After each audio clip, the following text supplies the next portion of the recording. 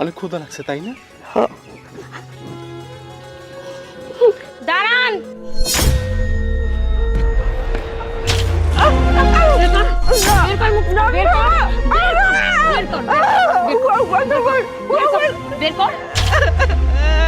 Permission নিয়ে তুই এই রুটি খাচ্ছিস? বল বল, তোকে কে পারমিশন দিয়েছে?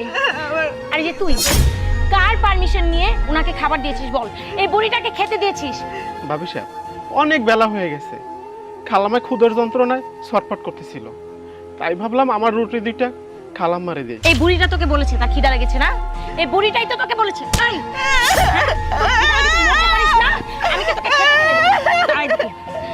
তোকে আমি দেখে নিয়েছি পরে। এই আগে বল, কার পারমিশন নিয়ে খেয়েছিস? বল। ভাবি সাহেব, উনি তো আপনার মুরব্বী, আপনার শাশুড়ি, তার সাথে তো আপনি এরকমের আচরণ করতে পারেন না। এই চুপ! চাকর চাকরের মতো থাকবি, আর একটা কথাও বলবি না। আমি কি তোর পারমিশন নিয়ে করব? আমি কি করব না করব এই বাড়িতে সব দায়িত্ব আমার। তোমরা তো সকাল থেকে কত কিছু খাইছো, আমি তো কিছুই খাই নাই। খিদে আমার পেটটা জ্বলতেছে, লেগেছে আমার দুইটা রুটি এটা দিচ্ছে।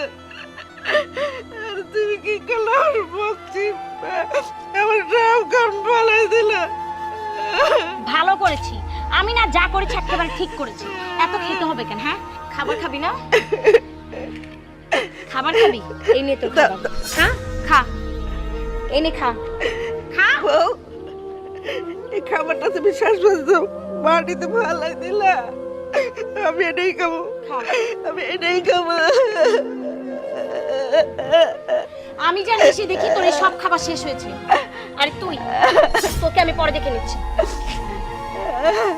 কত পাষাণ দেখছো,